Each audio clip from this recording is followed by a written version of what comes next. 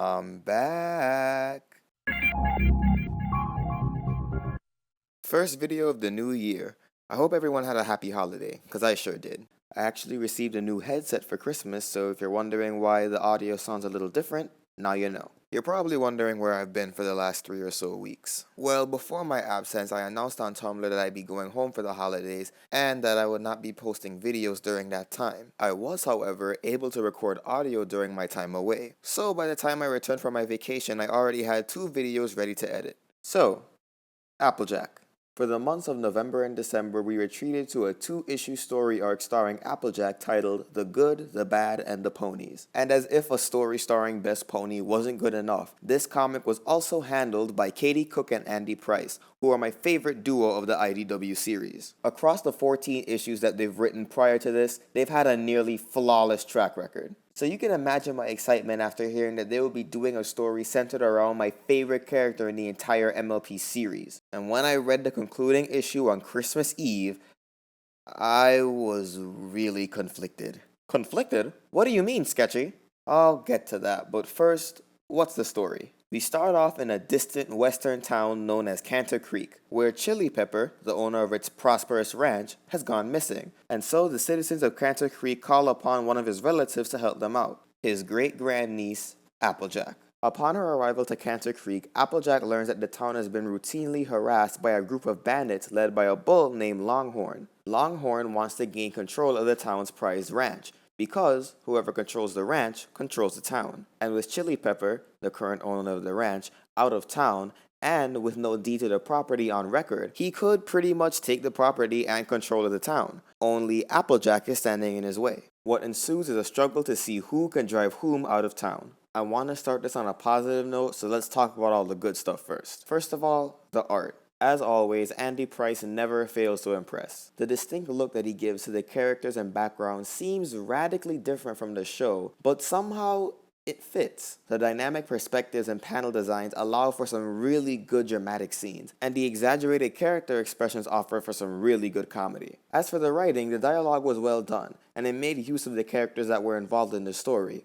Although some of them shouldn't have been there, but I'll save that for later. What I also didn't notice, until the dialogue pointed it out, was that Longhorn's gang had appeared in Friends Forever issue 8, an issue that was handled by the same duo that also handled this story. That's a pretty cool callback. The interactions between the ponies and the bulls in the second issue particularly are really funny, and it helped to lighten the mood a little during the more tense moments of the story. Now let's get into the problems that I have with this story arc. Now, because my grievances have to do with important story details, this is a major spoiler alert. So if you do not want these important events, including the ending, to be spoiled, this would be a good place to stop. So with that little warning out of the way, let's continue. Now, my problems here stem from certain story elements and plot choices that just had me go, The fuck? so I guess the best way to tackle these issues would be in chronological order. So, first off, why did the rest of the main 6 have to be here? I can understand having 1 or 2 main 6 members coming along with Applejack, because Applejack works best when she's working off with other members of the main 6.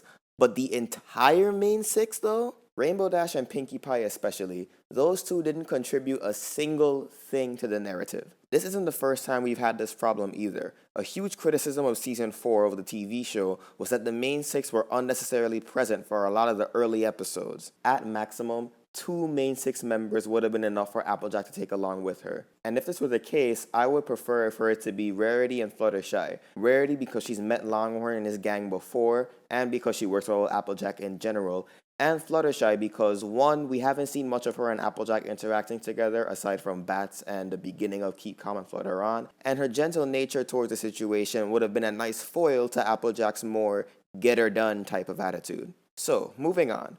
We see the main 6's first encounter with Longhorn. Applejack isn't threatened by Longhorn because she has an Alicorn princess on her side. She can do anything, right? Well, not really. After Applejack gets her ass handed to her, Twilight explains that she can't simply blast the bulls away. They aren't monsters like the Hydra, or foreign threats like the Changelings and T-Rex. They're citizens of Equestria, and so she can't just blast them to smithereens so easily. Not without a lot of backlash regarding the morality of it, at least. Now here's my problem with this. Yes, I understand that Longhorn's gang are citizens of Equestria and therefore cannot be dealt with in the same way a wild creature or foreign threat will be dealt with. However, they're still criminals. They routinely attack and terrorize other equestrian citizens. So, Longhorn's gang, as legal citizens of Equestria, should have to answer for these crimes. Twilight keeps stressing her argument that she can't use violence against the bandits. However, while that is somewhat true, the bandits are still breaking the law, and as a princess, and therefore a figure of equestrian authority, it should be Twilight's duty to protect the unrightfully terrorized citizens of Cantor Creek. She could have cast a force field around the town, or used some show of force to scare the bandits off. Now, from a writing perspective, I can understand why Twilight didn't do any of that. If she did, the comic would only be like, what, 10 pages long? And the focus of the story would have shifted from Applejack to Twilight. However, there are two things that could have prevented this problem from ever happening in the first place. One, they could have said something like, oh, Twilight doesn't have jurisdiction in this part of Equestria, and that would have somewhat validated the actions that she and the others took from that point onward. And two, which goes back to my first problem with this story, is that Twilight didn't even need to be in the story. While her presence does introduce an issue of morality, it's so convoluted and full of holes that it's not even worth including. Moving on. The Bulls leave after their first attack, and Longhorn mentions that Chili Pepper had been missing for months. With the owner of the ranch gone and no deed to be found, the only thing standing in his way is Applejack. But hold on for a second. At this point, Applejack had just arrived at Cantor Creek, and prior to that, Chili Pepper had been missing for months. Not a couple days, not a couple weeks, but several months. So my question is this: why was Longhorn waiting so long to take action? We're even shown in the beginning of part 2 that all he had to do was sign some paperwork and apply to own the land. So again, if you knew that the owner of the property was missing for a long period of time, and that there was no deed, and that there was no family members at the time opposing you, and that all you had to do was sign some papers, why did you wait several months to do it? The final questionable plot point is the ending. Stick with me here because you might get lost. Twilight looks over Longhorn's paperwork and sees that he forgot to initial somewhere, so she calls him back to have him fix the error. However, the pen that she gives him has vanishing ink, so every initial that he signs disappears, prompting him to keep coming back and sign the same thing over and over. While Longhorn and his gang are distracted, the other members of the main six push all of their stuff off of Cantor Creek so that they no longer reside there. And while all of that is happening, Twilight sends some paperwork over to Celestia and Luna that, when signed and notarized, will declare Cantor Creek's ranch as a national equestrian landmark that cannot be owned by a private entity. And because Longhorn no longer resides in Cantor Creek, he can't take any legal action against it. The realization that he had been outsmarted angers Longhorn and causes him to try and destroy the ranch. However, because it's now a national landmark and destroying national landmarks is illegal, Longhorn is thrown into jail. So let me get this straight. You go through all this trouble to make Longhorn's attempt to gain control of the ranch illegal, and yet he was already committing acts of violence and borderline terrorism towards innocent equestrian citizens, and that somehow wasn't illegal? The fuck? Now, I could ignore the preceding issues. There have been episodes of the show and issues of the comics that had some issues in the line of storytelling that I still enjoyed regardless because it was entertaining. But the ending for this story just left me feeling confused. There was a glimmer of hope at the end of part 1. The sheriff gave up on the town and Applejack takes the helm as the new leader. But the ending to part 2 ended up not making a lot of sense.